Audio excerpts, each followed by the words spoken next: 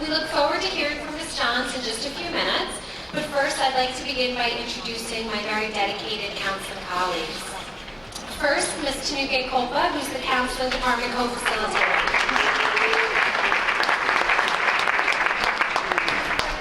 Ms. Bernadette Kenny.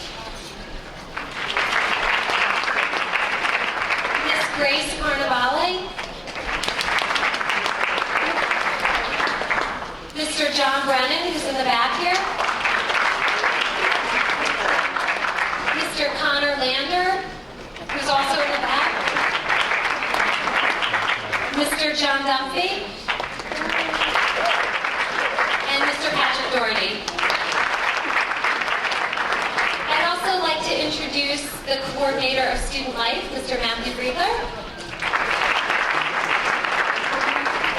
And I'm very happy to introduce the principal for the junior class, Ms. Lynn Stewart, who just went in the back to help fix this out. Here she comes. I fixed the mic. First, tonight, before we begin, we're going to hear a few words from Heather LaFortezza, who's co-president of the Horace Greeley Scholarship Fund, and then I'll return for some brief remarks before we hear from Ms. Johns. Heather?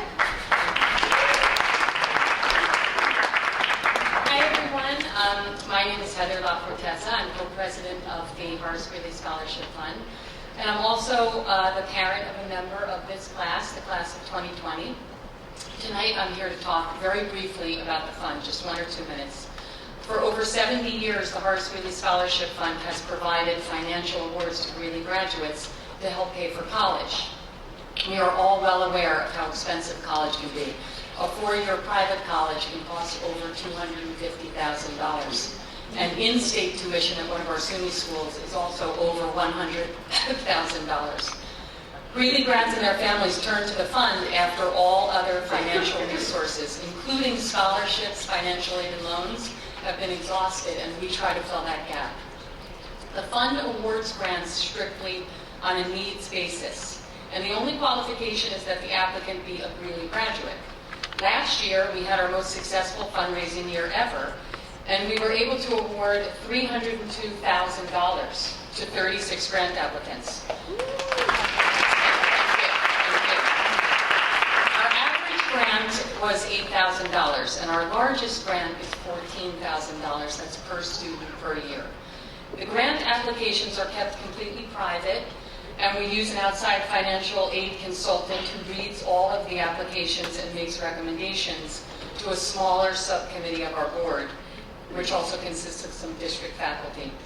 So at this stage of the process as juniors, parents of juniors, we just want you to file away the information that we are here and that our application will open in mid-October of your child's senior year. And your child's guidance counselor can answer any questions you have, or you can go to our email any questions to info@hgsf.org. We're able to provide these grants through fundraising and through the extraordinary generosity of the community. We'd love to see you at one of our upcoming fundraising events, and there are 3 I just want to briefly talk about.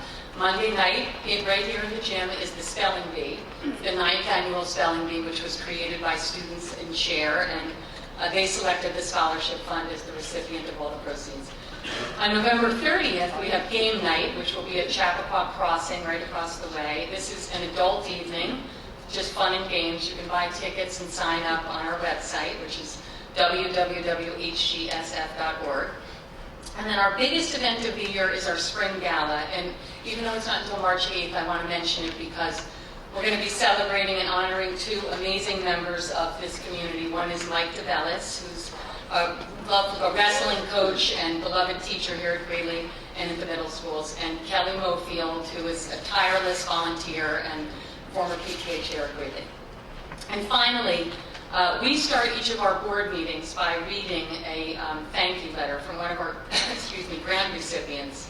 And I want to leave you tonight with an excerpt from one of those letters, so that you can get a sense of the kind of impact that your donation has. I am forever grateful to the Horace Greeley Scholarship Fund. Without their generous help, attending college would not be a possibility. Not only did attending Greeley prepare me for college, it also ensured that my education would continue after I left. My immediate goal is to study hard and get good grades. I promise I will work hard and make you proud. Thank you from the bottom of my heart for supporting my education. Thank you for allowing me to speak tonight about the fund, and good luck to the class of 2020.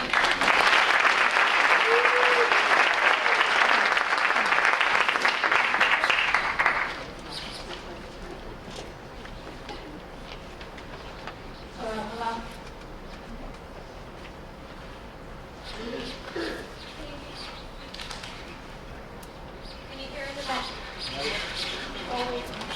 It's my... It's hard.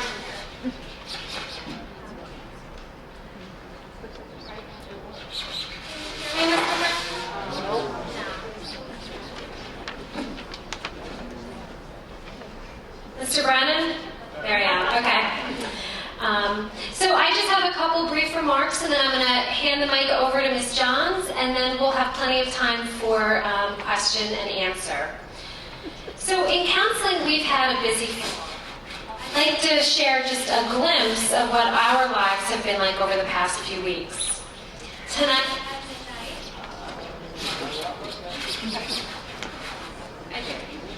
sorry about this. Tonight at midnight, we will pass the November 1st early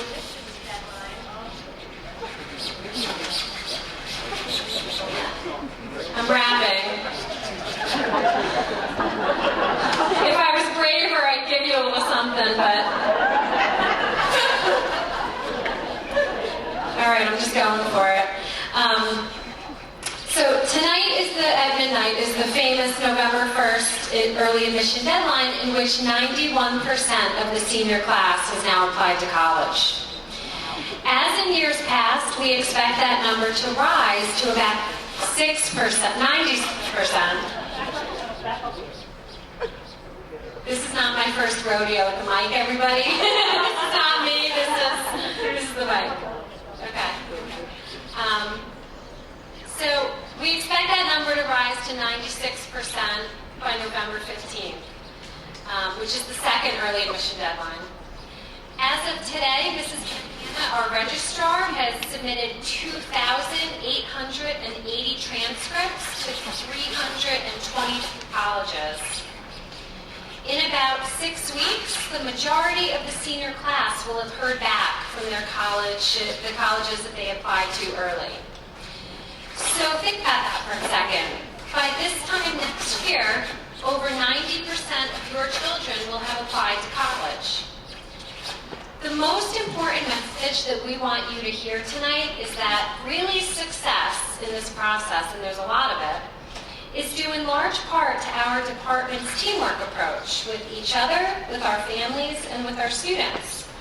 Collectively, we have over 100 years of college counseling experience, and we share it with each other very regularly.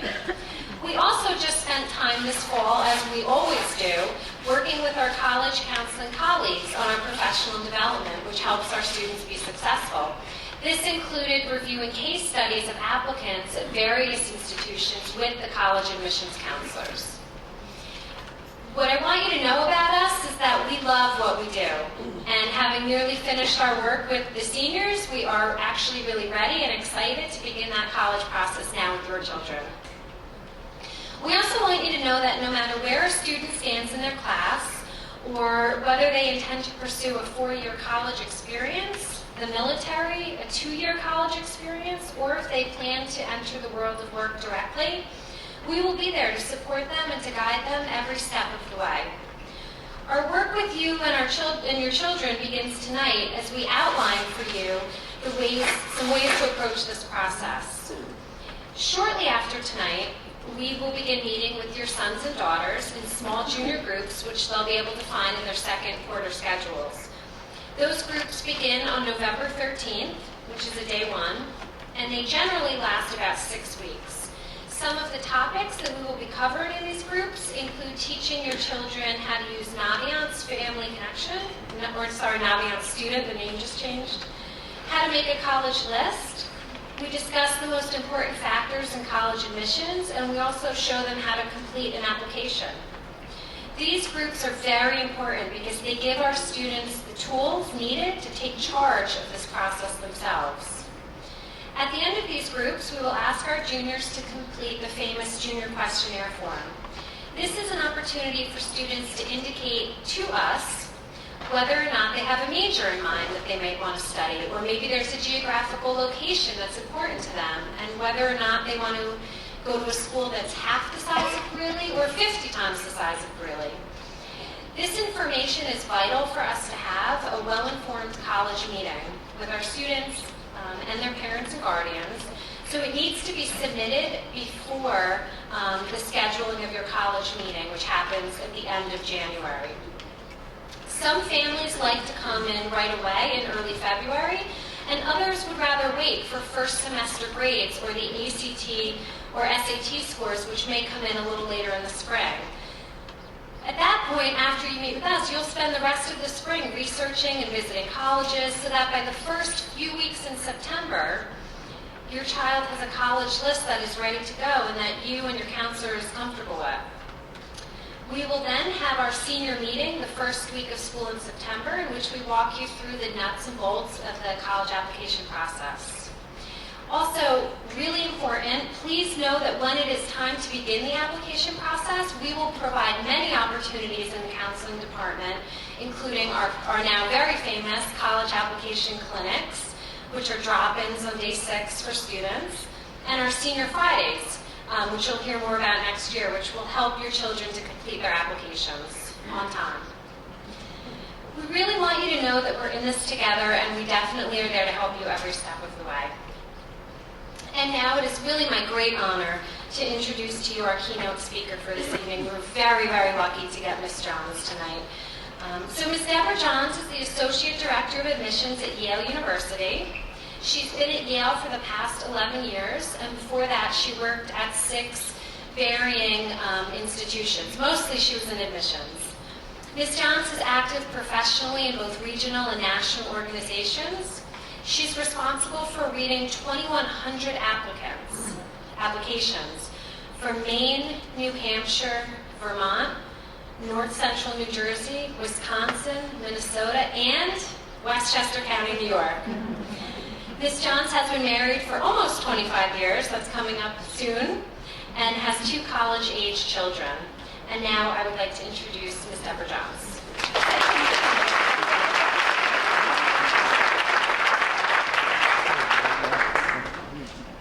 Okay, this mic intimidates me a little bit, but we're going to be fine.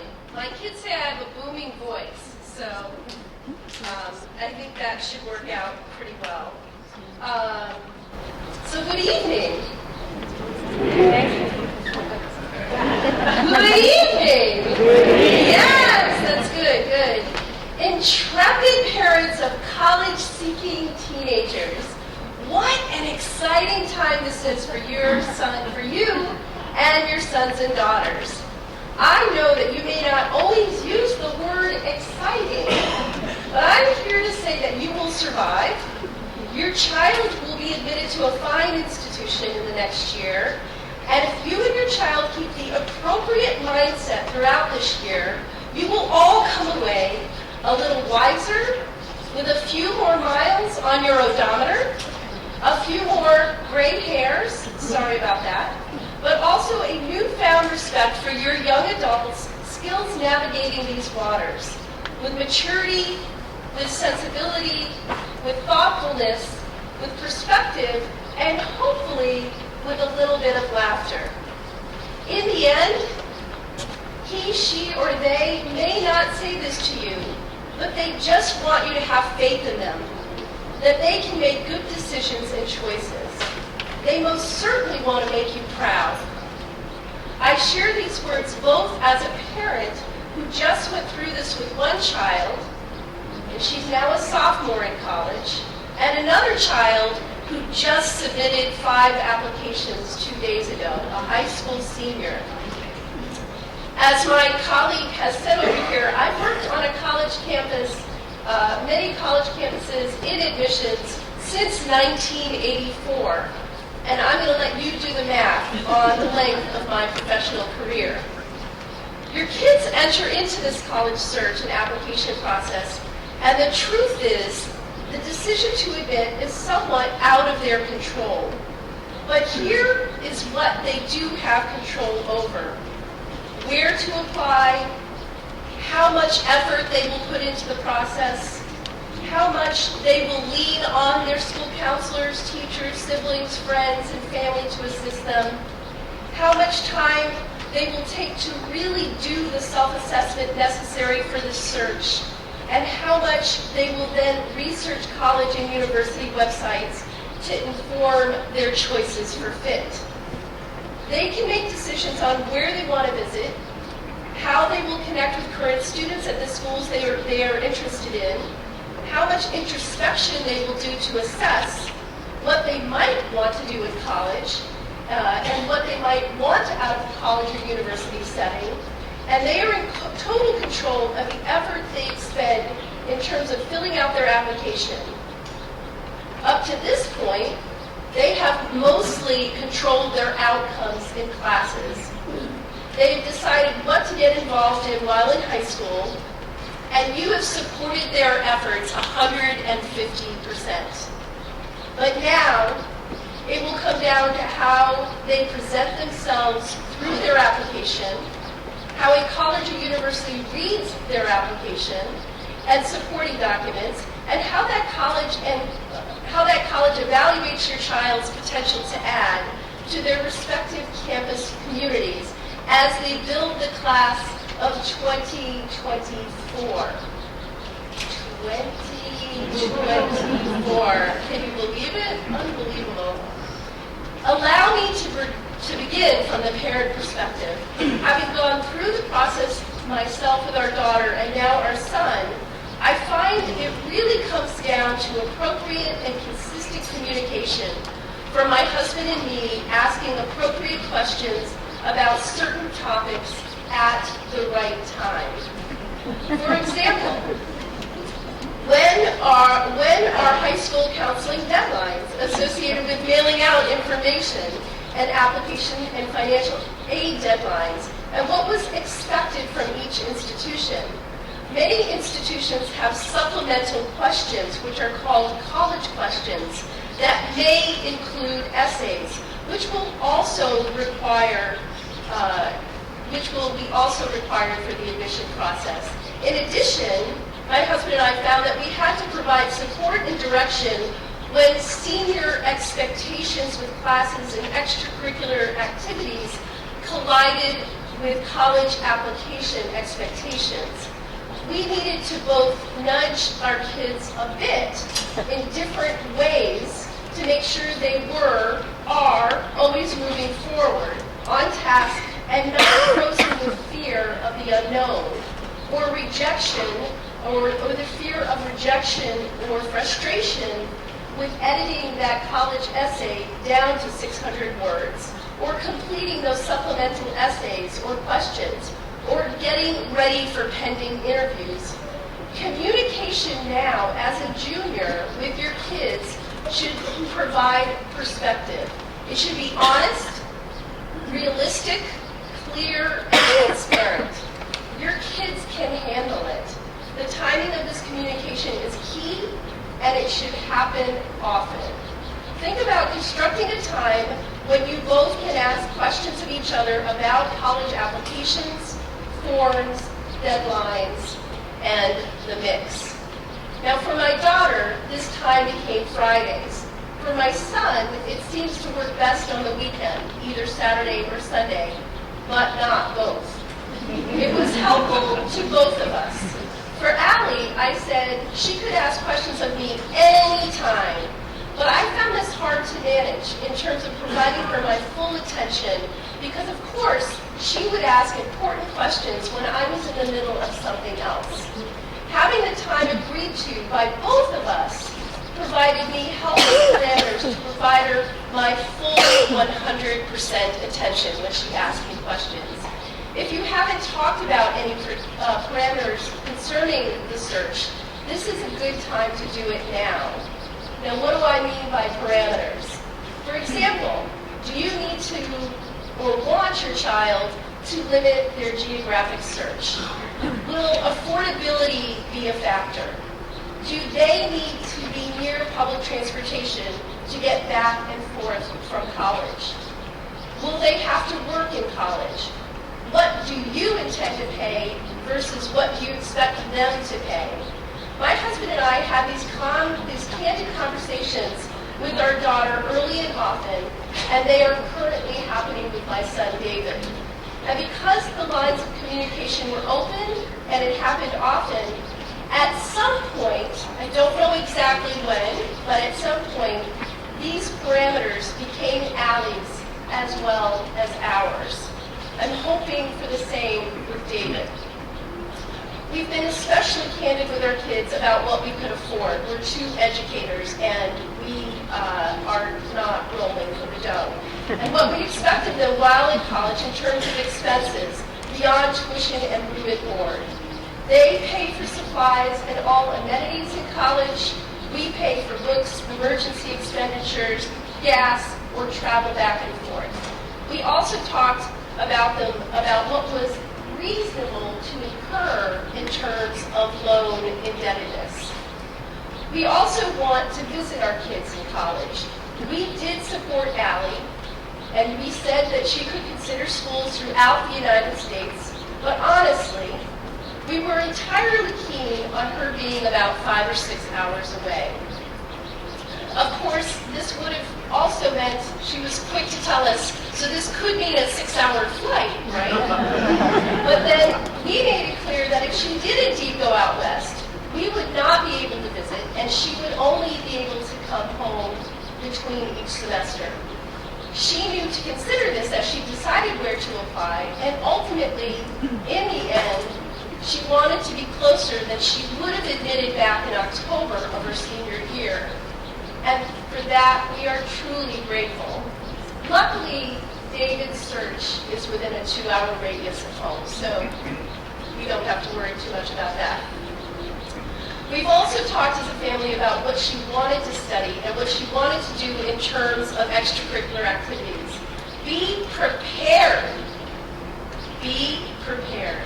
They will change their minds concerning academic major once every 2 weeks, it seemed, for the next 12 to 18 months, and maybe even beyond. I decided if I could ever convince Yale to change major choices, I would offer just 6 or 7 with sub-interests, and they would be the arts, the humanities, the social sciences, the natural sciences, the hard sciences and math, and engineering or computer science. There's a national study that states that 80% of college students change their minds concerning major during college.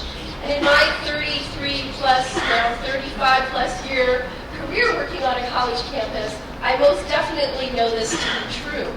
Help your kids find a school that has many of their academic interests, and then let those interests bloom in college.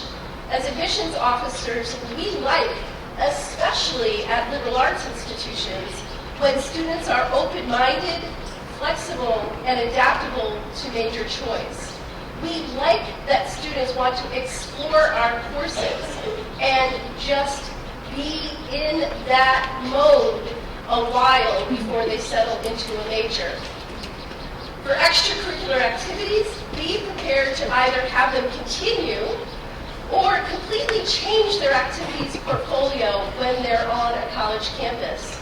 As a parent and as an admissions officer, unless they are en route to becoming a professional athlete or professional dancer or professional actor, they should be open to new experiences, and one extracurricular activity should not completely dictate their college search. Excellent dance team, but mediocre academics should not be the driving factor in anyone's college search. If they absolutely plan to participate in certain activities, they should make sure that they will be able to do so.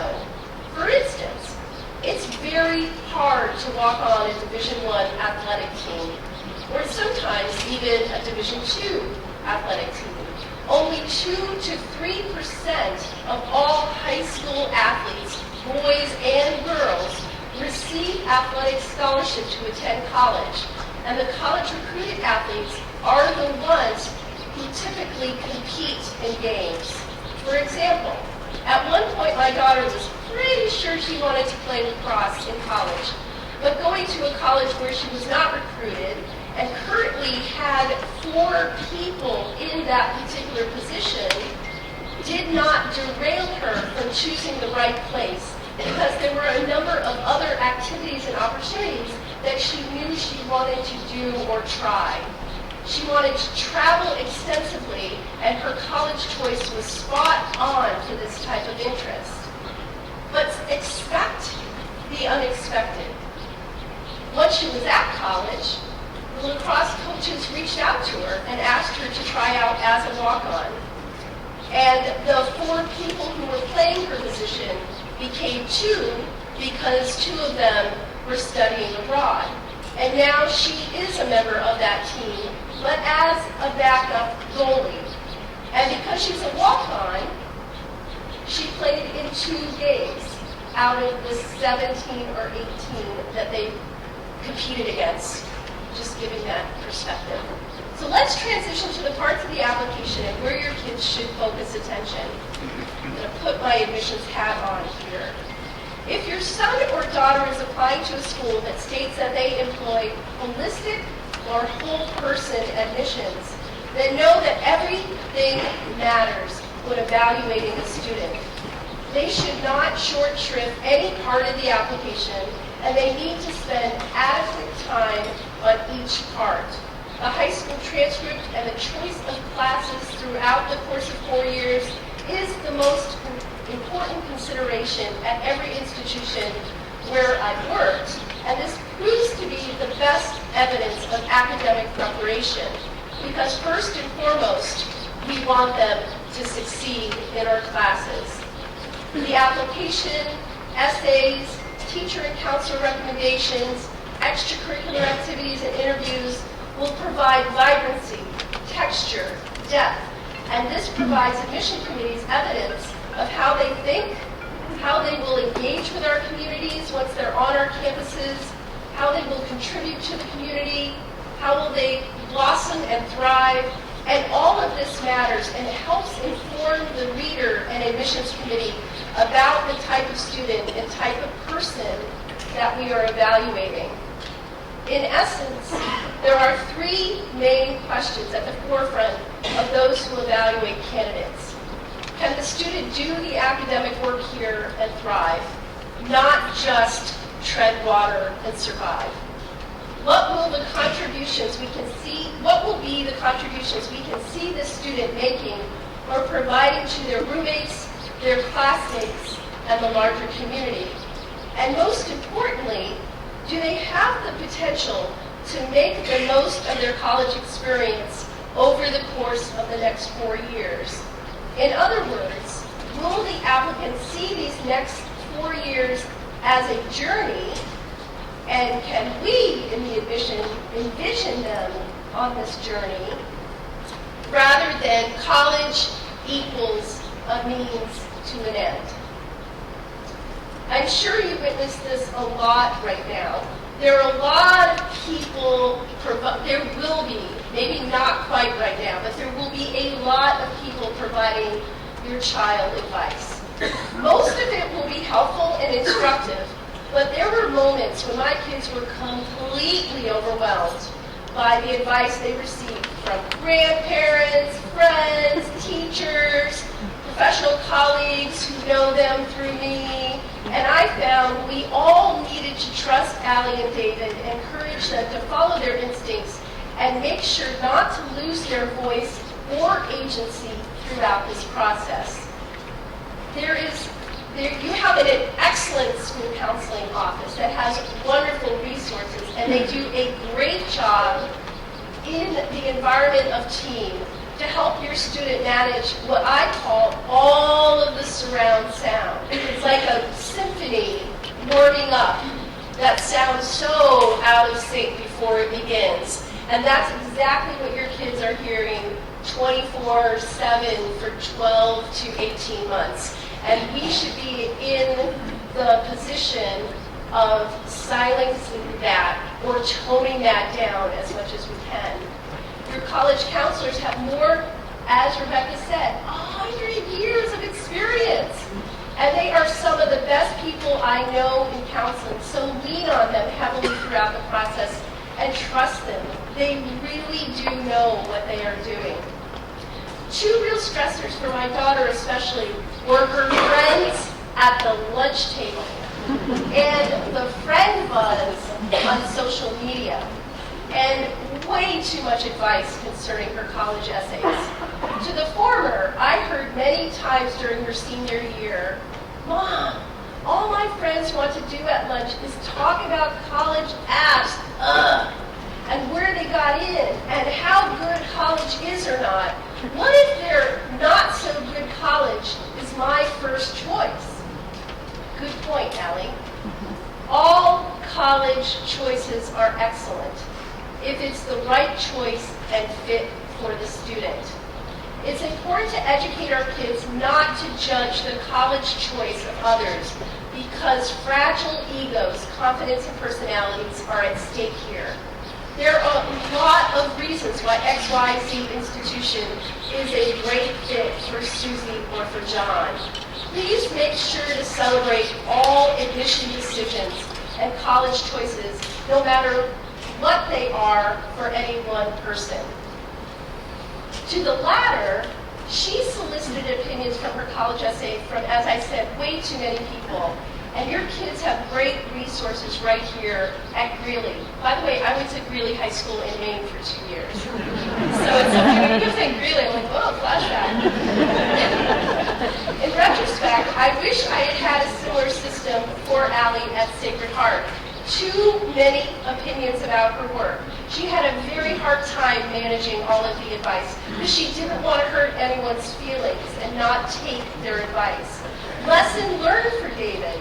We allowed only me and his English teacher. He allowed only me and his English teacher to look at his essay, and that was it.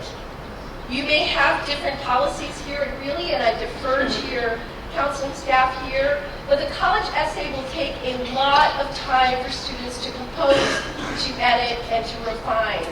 I encourage students to write about what they know, what they love, and write a lot of words at first to get down to that 650. Good writing takes time and includes good editing. As an aside, I never edited anything for either of my kids. I wanted to, but I didn't. If my son or daughter asked my opinion, I provided it, but I never provided them with answers to questions that were posed on college applications.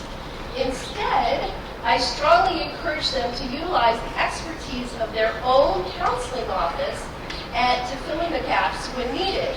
Also important to note, college question essays, so not the common application or coalition application or Westbridge application, but the extra things that colleges will ask you, which are called college questions, will take time. And it's important to plan out that time as well so that your kids can devote needed attention to this and not wait until the last minute. We admissions officers can tell when responses are whipped together last minute. The extra college questions take time, more time than your kids realize. So encourage your sons and daughters to build time in to do this. Finally, and really most importantly, we want the essay voice to be a 17-year-old voice, not a 45 to 50-ish voice. I recommend it. Now, I will say, I provide amazing advice. We didn't always adhere to it all the time, but all of this is great work to do in the summer, especially for the essays.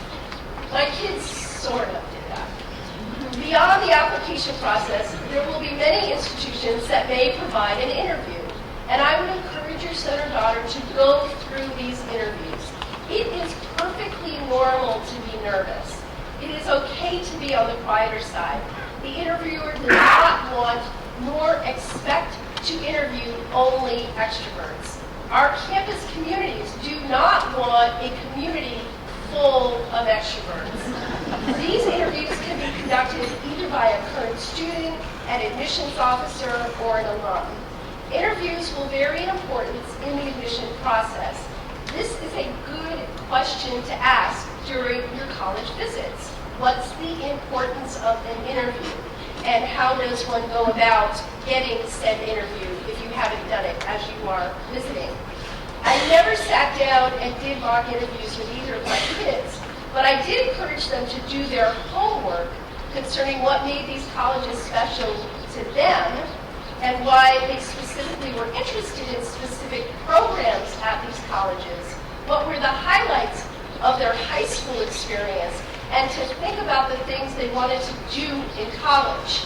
I did ask to take a peek at the application before they hit the submit button, which, as I said, I did for you just 2 days ago, just to make sure there were no glaring, silly errors. Admission offices expect applications to be clean and without errors, even though we expect them also to be 17. As parents, and we appreciate this also from the college admission office, it is important for you to provide appropriate perspective to ACTs and SATs and subject tests and AP tests and standardized testing in general. Our daughter's confidence, especially with testing, was very fragile. We wanted her to surface after these tests with her confidence intact. My daughter is a soft, standardized tester, and PSATs rocked her world. And my husband and I, along with her college counselors, encouraged her to look at test-optional schools. There are now over 1,000 schools that are test-optional. 6 out of the 11 schools that she applied to were test-optional, and this lowered her stress about standardized testing. Fairtest.org, and I think I highlighted it on that sheet that was provided to you, is what we use. And David is a stronger tester, but he is also applying to many test-optional schools. I think it's the best scenario for our kids, but it depends entirely on your situation. And yes, I know I represent a school that requires testing. When I went to apply to XYZ institution will be a decision that your son or daughter should talk through with their school counselors. Your counselors know when early decision and early action matter for certain institutions. For different reasons, kids may choose early or regular. Help your kids choose the best option for them and help them to make decisions that are best for them and not to follow the pack of their peers.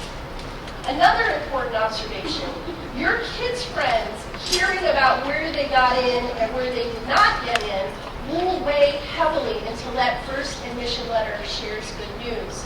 No matter where it is, celebrate that first admissions, because for your child, they will finally know that they have a place to call home for college. It may not ultimately be the place, but it will be a place, and it's an achievement that should be celebrated. You will witness firsthand your child's stress melt right off them. It was a phenomenal moment to watch Allie get into college.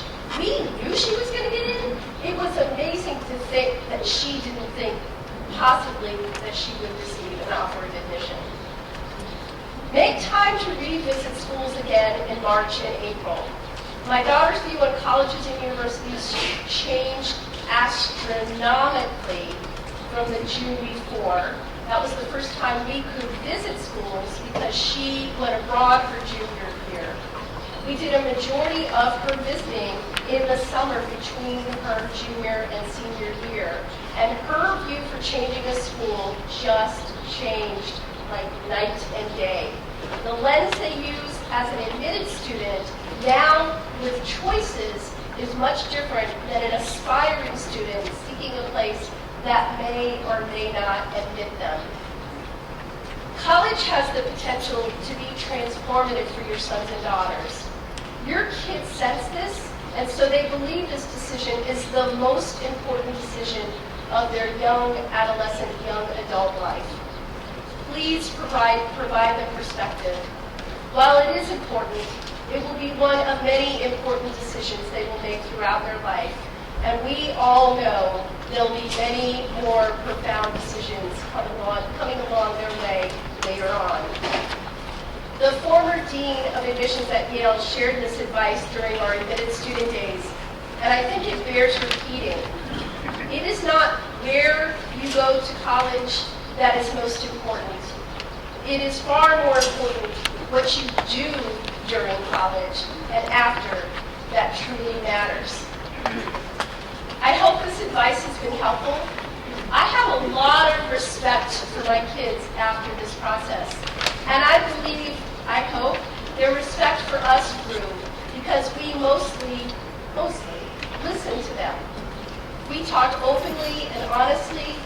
We directed, supported, and provided humor rather than dictated, judged, or nagged them incessantly throughout an already very stressful time. The stakes feel higher for your kids than when you and I went to college. Advancements in technology and communication concerning college admissions have provided young adults easy access to honestly too much information. And it's all very hard to manage in a civil, sane, and humane way. At first, it feels exhilarating and exciting, but later it will feel daunting and overwhelming. Your child's reactions during this year to everything college and next, or maybe otherwise, may not make sense from time to time. However, you will want to end these next 12 to 18 months in a better place no matter what, celebrating together that great admissions story. Hey, maybe you'll even share that story up here on stage next year instead of me. When I worked at Marquette University, Marquette has a bowling alley, and they invite parents there at the end of the day of the admitted student day. They only have one day. It has like 3 days, 4 days, I don't know, 7 days. There was a couple sharing a cold beverage, let's say, with very wild, wide smiles on their faces. I asked them why they seemed to be so happy, having just said goodbye to their precious one. They both said in unison, and I swear they did say this in unison, "This is our night."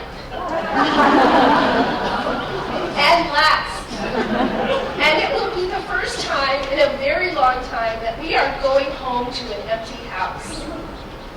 The admissions office bought them another round. Thank you, good night, and I wish you all the best.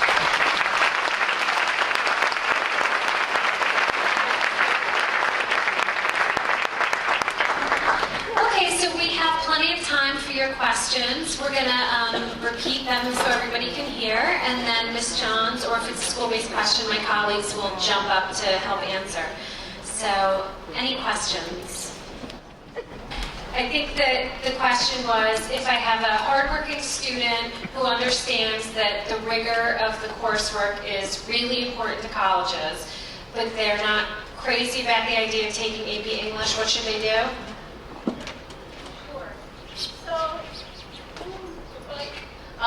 So again, I have such a big voice. I want them to take that course if they truly want to take the course. If you sense that they would, and the school counselor sense, do you want to dive in to this? Because I don't want to misdirect your kids. One of the things that we would like our students to do is to challenge themselves and do well. So if it's a student who starts digging their heels and doesn't want to do it, if the outcome is that they're not going to do well, or it takes away from all the other classes that they're going to take, it might not be a good idea. That, however, is a general answer, and it will be best discussed with your own counselor. But we think, and colleges believe, that students should take the hardest classes and do well. If you take the hardest classes and not do well, not so good. Right? Yeah, I mean, I think, I think that the choices about what to take in college, I mean, I'm taking high school, they should stretch themselves, they should push themselves, but not to the point where they're pushing themselves and they're just treading water and they hate the experience, and it actually takes away from other experiences that are equally or more important to them in their high school career. And so I want kids to make choices associated with classes because they want to take the classes and they're interested in the content in the classes and they're going to thrive because they like what they're taking. I don't want them to take it because they think there's this perfect formula, which there's no perfect formula to get into any institution. So I think that's how I would have answered the question. I think the bigger question is about fit. Right? So when we start to hear kids talking about, I'm not so sure, I want to do this, but I'm not sure about that. Those are some questions and some thoughts that student is already having. And those thoughts and questions are those ones that he or she's going to take right through that process with them. So I think it's important to kind of hear that because there are so many incredible institutions and trying to find that fit, whether it's the college on their end or the student on their own end, is really looking at that because we want them to end up being in a place where they're challenged and that they're thriving and that they feel good and that they grow. And I know that's what we all want together. So I think if we can keep that, that idea of fit in the back, it's going to drive the whole process. And I think when we meet in those family meetings, those are great opportunities to start talking about those individualized questions about program and courses and balance. Yeah, it's so important to have balance because when we see in college essays where kids are talking about, they think it's a badge of honor to say that they have no sleep. We see that as a big flag. Like that to us is like, well, that's one step away from being sleep deprived, which may be what else when they get to college and the expectations go up. And I heard a counselor once say, if you take 5 APs and you haven't really had that kind of load before, realize what that does to these AECs, these extracurricular activities you love to do that you're not going to have as much time to do, or not as much time for homework. Like, think about the time engaged and connected to these. I thought that was really great advice. Oh yeah, it's definitely not one course that determines one's admission to any university. So yeah. So one of the things that is important for you to know is that when teachers are writing letters of recommendation, they are talking about your child as a learner in the classroom, their participation, anecdotal information about how they've done in the class, those kinds of things. They don't need, and I always say this to students, they don't need to know your dog's name or anything like that. They have to know you as a student. And one of the things that we will be saying in our groups when we start is start to look around you. Who are the teachers that, which classes do you enjoy? Which ones do you participate in? Those are the people who are going to write your letters. The other thing that we do, the counselors, is we have to do a training with teachers around letters of recommendation. So teachers are very well versed in that. We talked about meeting with admissions people, we know what they expect. So I know there's this idea that they really have to get a really good sense of who you are. The colleges want to know how they are in the classroom. How do they learn? And I understand what you're saying. Also, how big are we? 1,300? Not that big. Well, wait, But I know what you're saying. Expected. Yes, I know. Yeah, but here's the good news. We just started, right? So by the end of the semester or by the end of the year, they're going to all have teachers to ask. I almost guarantee it. We never hear, I couldn't find someone. And the teachers will get to know them in a way. And what's interesting too, I think as a parent, and I think we can all say this, it's like oftentimes a parent will say, I don't think the teacher knows my kid. Or, I don't think my kid's seeing you. You don't know anything about my kid. And then I say to you, well, oh my, really? They don't share? They're in my office like every week. Good news is I know your kid. So I think that we all really do get to know the kids here. And I know, he may or she may come home and say, and not share out, right? Because that's the age. But you all in here, I have to tell you, should be super proud because your kids are engaged, they are smart, they know how to ask great questions. They come in and ask teachers, and administration and the main office and us, and they find their way all over the building all day long. And I think it's a very cool place to work because the kids are not afraid to jump in, and I have to believe it's all coming from, kind of what they learned at home. And I would say, having read now for several years, really kids, that your teacher recommendations are fantastic. And there's no particular formula, although that will really depend on school, what they want in terms of teacher recommendations. But we always say, get people to write that like you to begin with. And it's interesting because they sometimes will say, they'll look so surprised. It seems very obvious to us. We're like, definitely get people who like you. We're like, really? Yeah. Because it would be easier for them to write the recommendation. But truly, the teacher recommendation, we are looking for intellectual curiosity. We are looking for the ways that they engage with material. We are looking for the ways that they, engage with material outside of class, for my particular institution. And so I think those are the things the teacher recommendation tells us about what's the initiation, the motivation, the proclivity towards academic work, whereas the school counselor recommendations, and these guys also write phenomenal counselor recommendations on their students, will tell us about what kind of a citizen, what kind of a community member they are, and that, as you heard in my comments, that's key. I've only worked at places that are liberal arts institutions. Building a community each year of first-year students is important to us, and they share with us how are they going to inform our community in some capacity. So the question is, my kids mostly apply to test optional schools, and the test optional schools, scores were not sent. They were not part of the process ever for Allie, and currently now not for David. But again, if they came back to me or came back to David, not to me, to David, and said, we actually would like to see your scores, we would submit them because they are actually not that bad. I just didn't want him to be I don't want them to focus their admission decision on the scores. I want them to focus their decision on other things. And so, and with that, David and I talked about that, and Allie and I talked about that. In terms of schools where you submit scores, you don't submit scores, students are never really truly, we have a colleague in my office who was formerly at Wesleyan University, and they are test optional. And she said, we review all candidates with the information that's provided to us, and testing doesn't lead us in one direction or another. Because there's so many other things. There are 8 different things that we review, with the application, with the essays, with the teacher recommendations, with the transcript, with the rigor of classes, with an interview if it's provided. That testing is just one small piece of the overall whole person review. And so it is not something that really is a disadvantage for students if they choose to. It's never a disadvantage not to send in their scores. My daughter applied to play. My daughter is now at Dickinson, which is not bad. She got in. She applied to Bates, got in, test optional, good schools. But then so I don't think it's that big a deal.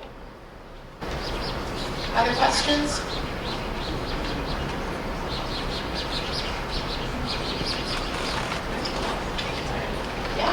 Thank you so much, everybody, for coming.